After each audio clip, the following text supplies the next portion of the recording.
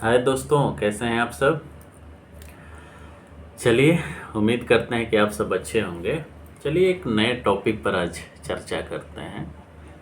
हम जानते हैं कि कुछ दिनों पहले सुप्रीम सुप्रीम कोर्ट के 7 जजेज के बेंच ने एक डिसीजन दिया। सुप्रीम कोर्ट का ही एक डिसीजन था जो पूर्व में सुप्रीम कोर्ट ने डिसाइड किया था, उसको इस जजमेंट ने बदल दिया है। हम उसके टेक्निकलिटीज में नहीं जाएंगे। लॉ वालों की तरह या लॉ में जैसे हम लोग पढ़ते हैं, हमने पढ़ा है, उस तरह से हम आपको नहीं बताने का प्रयास करेंगे। एकदम सिंपल वे में बताने का और इसे समझने का प्रयास करेंगे कि आप जानते हैं कि इस देश में आज़ादी के बाद से, संविधान लागू होने के बाद से SC ST के लिए रिजर्वेशन है। उसमें अनुच्छेद जो भारत के संविधान का अनुच्छेद है 340, 41, 42, इसमें रिजर्वेशन की व्याख्या, उस लिस्ट को अपडेट करने के बाद प्रोविज़न किया गया है।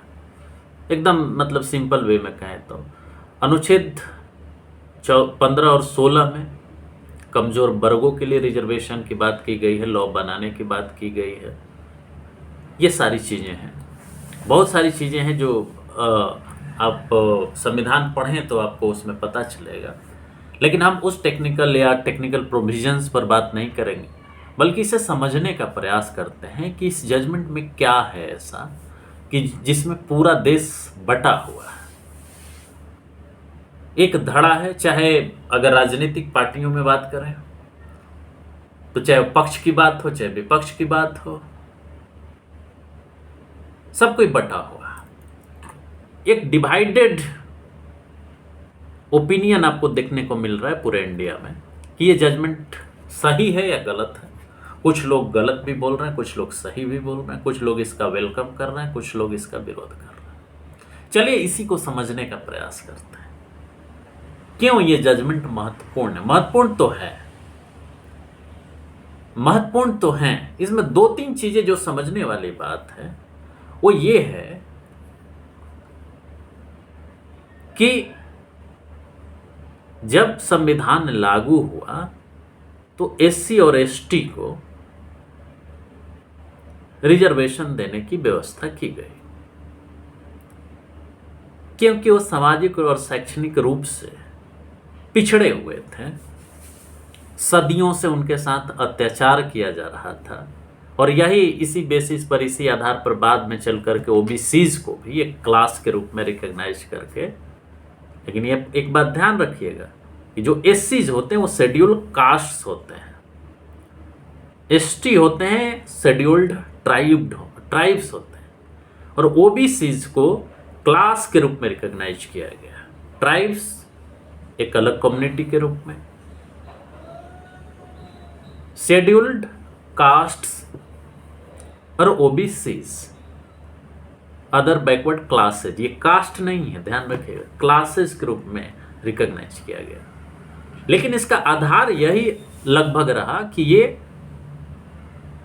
सोशली एंड एडुकेशनली बैकवर्ड्स रहे हैं। बैकवर्ड्स का मतलब क्या है?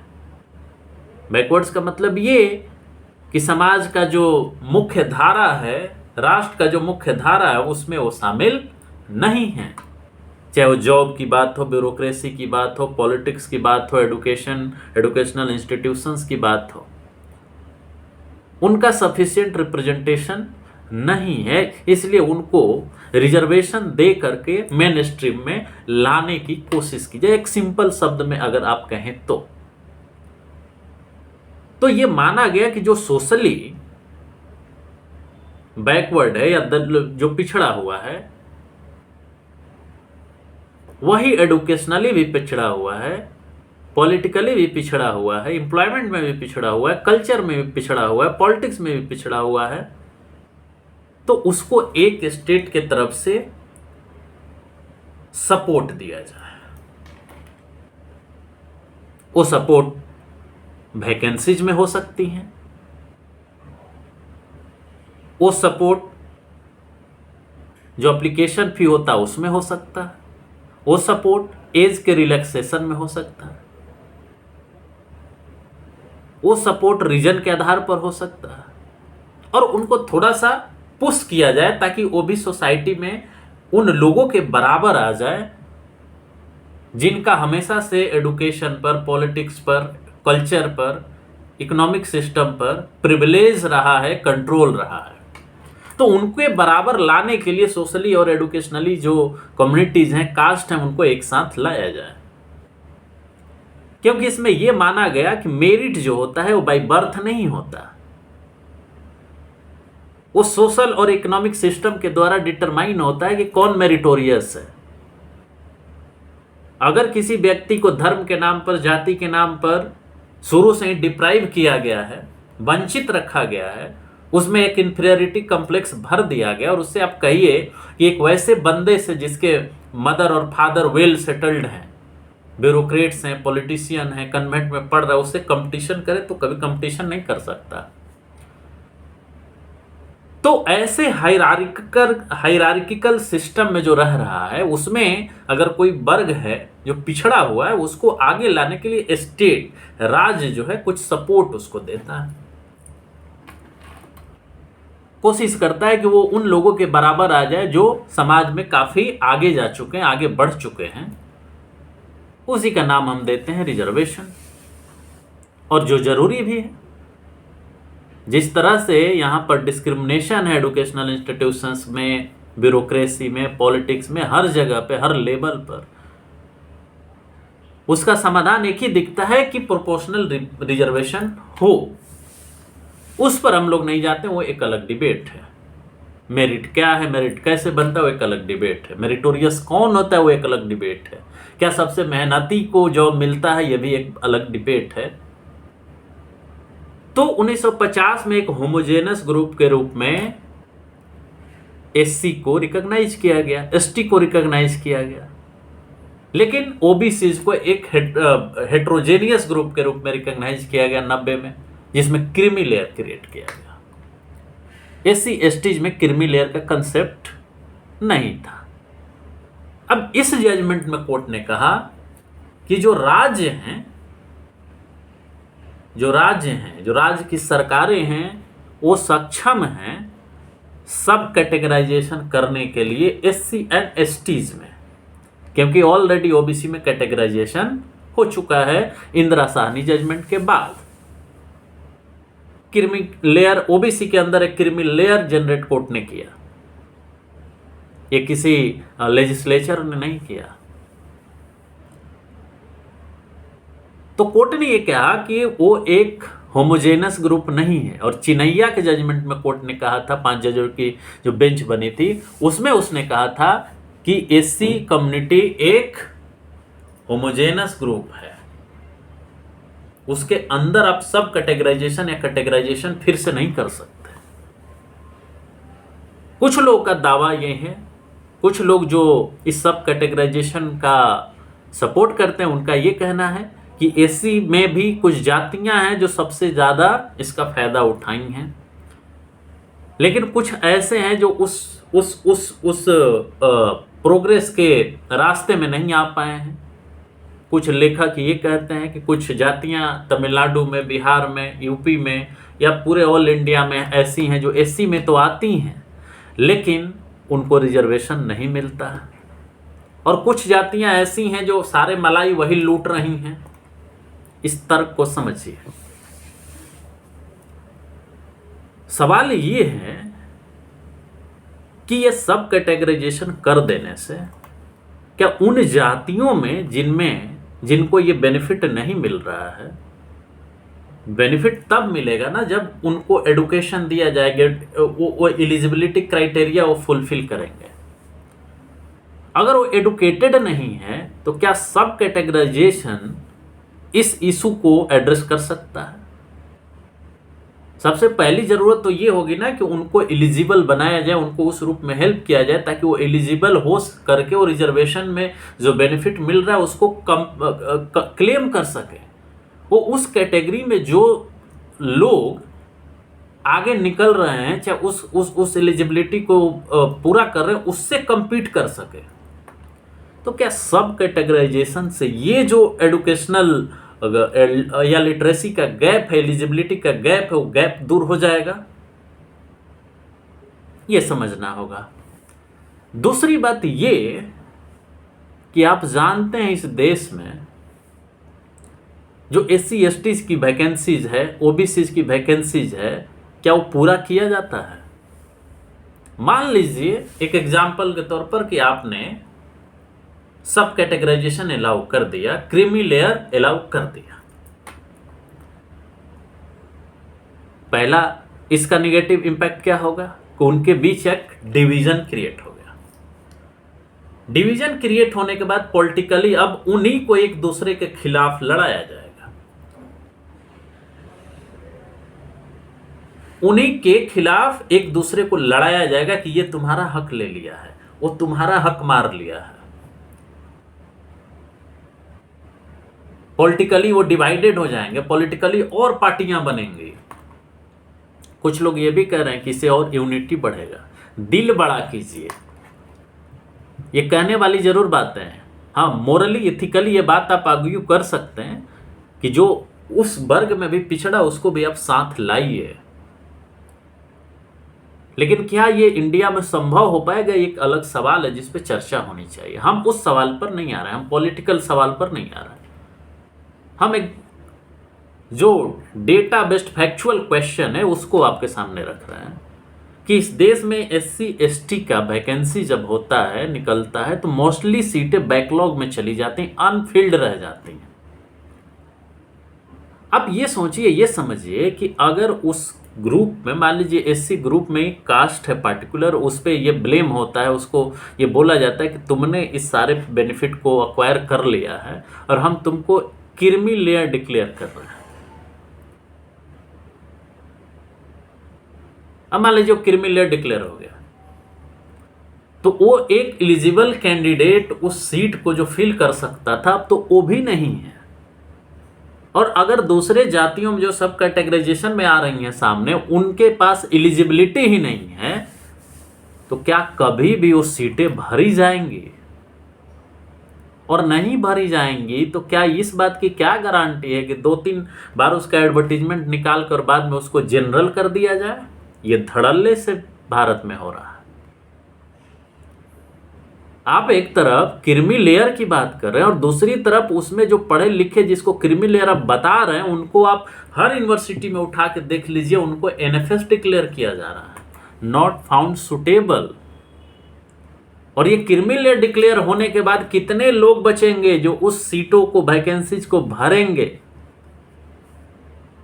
इसका जवाब कोई नहीं दे रहा, इसका जवाब कोई नहीं दे रहा कि इस इशू को कैसे एड्रेस किया जाएगा। एक तो ऐसे ही उनकी संख्या कम है, पढ़े लिखे नहीं है, सामाजिक तौर पर उनके साथ आज भी भेदभाव होता है, और आप अगर उसको सब कैटेगराइज कर देते हैं तो एक तो पहली बात कि वो पॉलिटिकल ब्लॉक नहीं रह पाएंगे, और दूसरी बात ये कि आज जिस क्रीमी लेयर के कंसेप्ट की आप बात उठा रहे हैं, वो क्रीम वही 2-4-10% लोग हैं उसके अंदर जो आज क्लेम कर पा रहे हैं एलिजिबिलिटी के नाम पर, इंट्री क्वालिफिकेशन के नाम पर कि हम ये सीट क्लेम कर रहे हैं। और उसके बावजूद आपके इंस्टीट्यूशनल और यूनिवर्सिटीज में, कॉलेजेज में, पब्लिक सेक्टर में क्या हो रहा है? वो एलिजिबल ही नहीं पाए जाते हैं। और उनको आप इस क्रीमी लेयर से अगर बाहर कर देते हैं, उसके द्वारा बाहर कर देते हैं, तो कितने बचेंगे जो इन वैकेंसीज में ये क्लेम कर पाएंगे? आप समझ रहे हैं ये कितना खतरनाक होगा? आज जिस रिप्रेजेंटेशन की बात हो रही है, वो रिप्रेजेंटेशन तो थोड़ा बहुत SC ST का दिख भी रहा है ना, वो भी मत खत्म हो जाए, इस बात का भी डर दिख रहा है। इसे समझने की जरूरत है। आप केवल डेटा के जुगलरी से वो मत करिए, ये समझना होगा इस बड़े सवाल को भी कि उनका ऑलरेडी प्रतिनिधित्व कम है, not found suitable, not eligible declare किया जा रहा है, उस सारे सीटों को जनरल करा दिया जाता है, और अगर ये लागू होता है तो इसका क्या नतीजा होगा? दो चार लोग जो घुस भी पा रहे हैं ना आपके सिस्टम के अंदर, वो भी कभी नहीं घुस पाएंगे। दूसरी बात कि क्या ये सुप्रीम कोर्ट के डिसीजन दे देने से इस पे क्या फर्क पड़ने वाला है? आप जानते हैं बहुत सारे स्टेट ऑलरेडी सब कैटेगराइजेशन कर चुके हैं। बिहार में, तमिलनाडु में आप उठा करके देखिए, वहां एससी के बीच डिवीजन है, दलित महादलित का, ओबीसी के बीच सब डिवीजन है, पिछड़ा और अति पिछड़ा का। ऐसा नहीं है कि पहली बार हो रहा है, बहुत सारे स्टेट इसको लागू कर चुके हैं। तमिलनाडु में देख लीजिए आप, तो ऑलरेडी इसकी व्यवस्था है वहां। और सबसे बड़ा सवाल ये है कि इसमें लेजिस्लेचर का बहुत बड़ा रोल हो सकता था। एक क्रिटिसिज्म भी है कि इसमें पार्लियामेंट का बहुत बड़ा रोल हो सकता था, लेकिन ये तो जुडिशियरी कानून बना रही है। जुडिशियल ओवररीच का एक बहुत बड़ा इस पे इशू आ रहा है कि इंडिया में सेपरेशन ऑफ पावर है, लेकिन जुडिशियरी कानून बना रही है कि राज्य कर सकते हैं। क्या इसके करने से, राज्यों को ये अधिकार देने से क्या फर्क पड़ेगा? क्या इसका नतीजा निकलेगा? क्या इसका इस्तेमाल पॉलिटिकल यूज के लिए नहीं होगा, पॉलिटिकल कैलकुलेशन के लिए नहीं होगा? ये बहुत बड़ा कंट्राडिक्शन है। एक तरफ जुडिशरी ये कहती है कि अगर सब कैटेगराइजेशन करना होगा तो आपको रेशनल डेटा कलेक्ट करना होगा, लेकिन कुछ राज्य जैसे बिहार जैसा राज्य अगर कास्ट सर्वे करा के डेटा देता है तो उसको डेटा मानने से ही कोर्ट्स इनकार कर देते हैं। ये आप समझ रहे हैं कंट्राडिक्शन? जुडिशरी का अप्रोच कितना कंट्राडिक्टरी है, कितना कन्फ्लिक्टिंग है। एक तरफ आप डेटा मांगते हैं और किसी दूसरे वर्ग के लिए वो डेटा कलेक्ट अगर किया गया है या सारे वर्गों के लिए कलेक्ट किया गया है तो उसको आप ये कहते हैं कि डेटा साइंटिफिक नहीं है। इस तरह के जनरल डेटा से हम नहीं डिसाइड कर सकते कि रिजर्वेशन बढ़ाना चाहिए या नहीं बढ़ाना चाहिए। ये जो पटना हाई कोर्ट का जजमेंट है, कास्ट सर्वे पर जो रिजर्वेशन वहां बढ़ाया गया उसका, और जो इस जजमेंट में आर्गुमेंट दिया गया, रेशनल दिया गया, वो कंट्राडिक्टरी है, कन्फ्लिक्टिंग है। तो ये समझना होगा कि जुडिशरी किस तरह से सोच रही है। क्या जुडिशरी का ये डायरेक्शन और ये चीजें सही डायरेक्शन में जा रही हैं? सब कैटेगराइजेशन का जो उन्होंने लॉजिक दिया है, या फिर से इन वर्गों को इस तरह से डिवाइड करने की तरफ आप लेके जा रहे हैं जहां कुछ लोग अगर वो बन गए हैं अपवाद स्वरूप या कुछ मुट्ठी भर संख्या में, तो उनको आप वो मान ले रहे हैं कि वो क्रीमी लेयर हो गए और उनके साथ कोई अब डिस्क्रिमिनेशन नहीं होगा। आप किस तरह का लॉजिक फॉलो कर रहे हैं?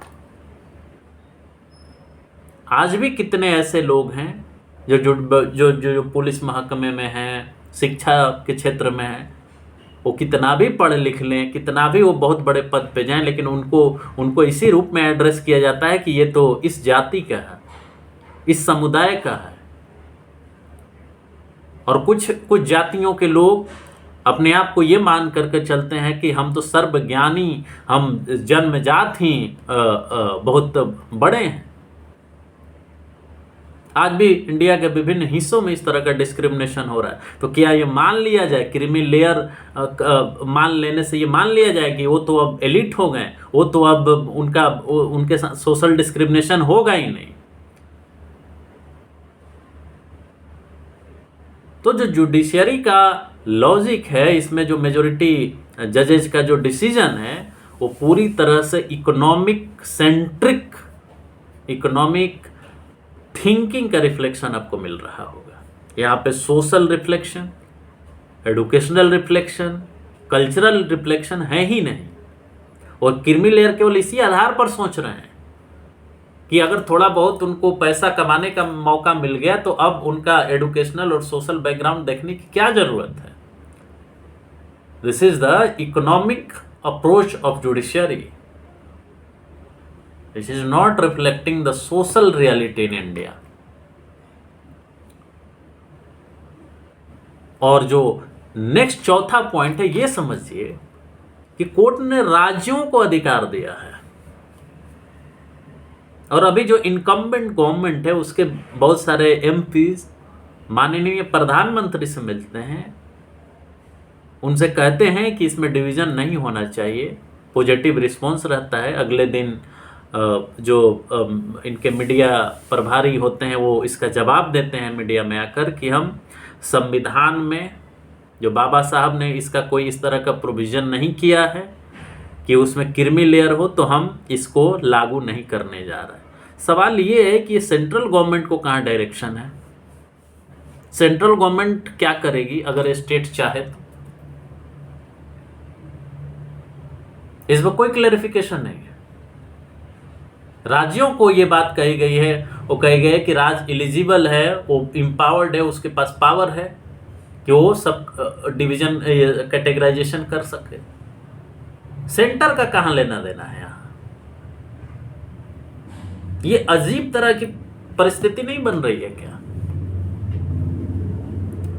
और कुछ लोगों को लग रहा है कि सब कैटेगराइजेशन हो जाने से इस देश की पूरी समस्या ही समाप्त हो जाएगी। राजनीतिक तौर से आप ये कह सकते हैं कि जो पॉलिटिशियंस हैं उनके हाथ में एक बहुत बड़ा खिलौना भी मिल गया है। बहुत सारी राजनीतिक पार्टियां इस आधार पर डेवलप हो सकती हैं। बहुत सारी राजनीतिक पार्टियों का भविष्य भी खत्म हो सकता है, यह भी आपको समझना होगा। और यह भी ये समझना होगा कि आने वाले समय में अगर इस तरह का पॉलिटिक्स होता है, इस तरह का डिवीज़न होता है, तो जो एक बार्गेनिंग पावर बढ़ रहा था SC/STs का या रिजर्व्ड ग्रुप का, वो डैमेज होगा, खत्म होगा। और जो डोमिनेंट क्लास रहा है, एलीट क्लास रहा है, वो हमेशा एलीट बना रहेगा। सब कैटेगराइजेशन अगर करना है तो इस पर व्यापक विमर्श करना होगा। जो बाकी इशूज हैं, जैसे डिस्क्रिमिनेशन का इशू है, सोशल डिस्क्रिमिनेशन का इशू है, उसको भी एड्रेस करना होगा। केवल आप इकोनॉमिक सेंट्रिक एंगल लेकर के इसका एनालिसिस नहीं करिए। जुडिशरी के इस जजमेंट में हमको ये साफ साफ दिखता है कि वो इकोनॉमिक एनालिसिस के आधार पर ये डिटरमाइन करने की कोशिश कर रही है। इकोनॉमिक आधार पर एक क्लास का आप अंडरस्टैंडिंग ले सकते हैं कि सब कोई इकोनॉमिक क्लास है, एक फ्रेम में आप उसे बांध सकते हैं, लेकिन सोशल रियलिटी का क्या, कल्चरल रियलिटी का क्या? और अगर इस लेवल पर ये होता है तो जो अपॉइंटमेंट की व्यवस्था है, रिजर्वेशन हो जाने से रिजर्वेशन नहीं मिल जाता, केवल रिजर्वेशन को लागू करना होता है। और आप जानते हैं इंडियन लीगल सिस्टम में कि रिजर्वेशन कैसे लागू हो रहा है, इसको कैसे एड्रेस किया जाएगा, इस पर कोई चर्चा नहीं कर रहा। खाली नैतिक दुहाई दी जा रही है हर जगह कि ऐसे होना चाहिए, वैसे होना चाहिए, वैसे होना चाहिए। डेटा के आधार पर भी आप बात करिए ना। अब मान लीजिए कि SC कम्युनिटी में, ST कम्युनिटी में कोई अगर उसमें पढ़ने लिखने में पिछड़ गया, तो पढ़ने लिखने के स्तर पर उसे एलिजिबल बनाना होगा ना पहले। या जो ऑलरेडी एलिजिबल लोग हैं उनको पूरी तरह से हटा दीजिए, और जिनके पास नई एलिजिबिलिटी क्वालिफिकेशन है वो कैसे उस सीट को भरेंगे, इस पर भी बात होनी चाहिए ना। यह भी एक बहुत बड़ा सवाल है। जिस सवाल को एड्रेस नहीं किया जा रहा है। जितना भी हम न्यूज़ आर्टिकल देख रहे हैं उनमें रेटोरिकल क्वेश्चन और रिप्लाई दिया जा रहा है। कोई नैतिक दुहाई दे रहा है, ऐसे होना चाहिए, ये होना चाहिए, ये होना चाहिए।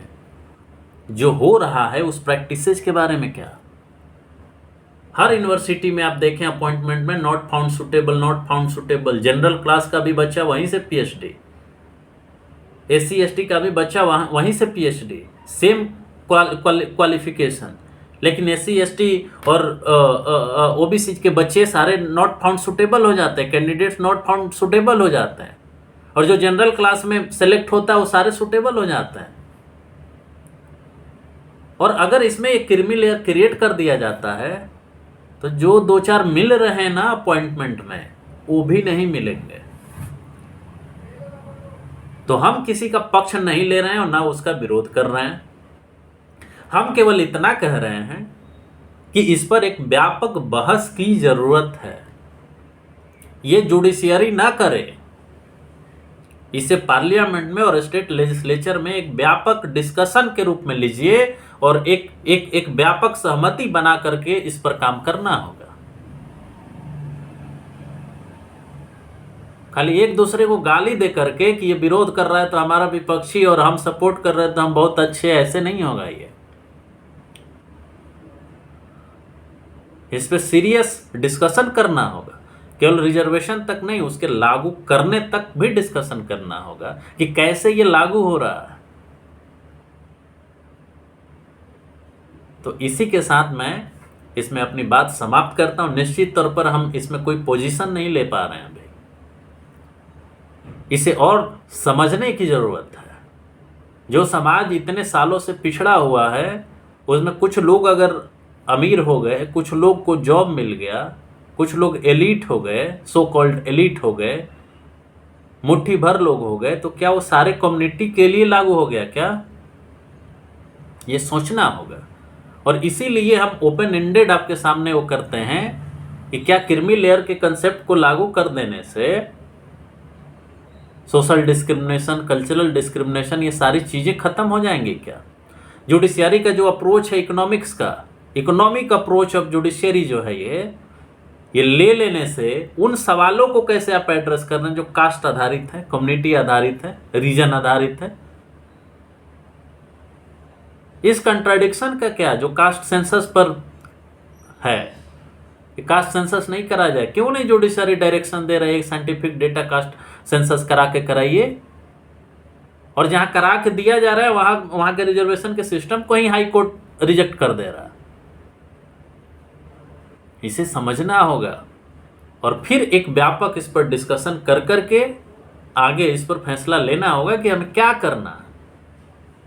तो इसी बात के साथ मैं अपने बात को समाप्त करता हूं। नमस्कार, धन्यवाद दोस्तों। उम्मीद करते हैं कि आपको मेरा वीडियो अच्छा लगेगा और आप लाइक करेंगे, शेयर करेंगे, कमेंट करेंगे और चैनल को सब्सक्राइब करेंगे। तो इसी के साथ नमस्कार।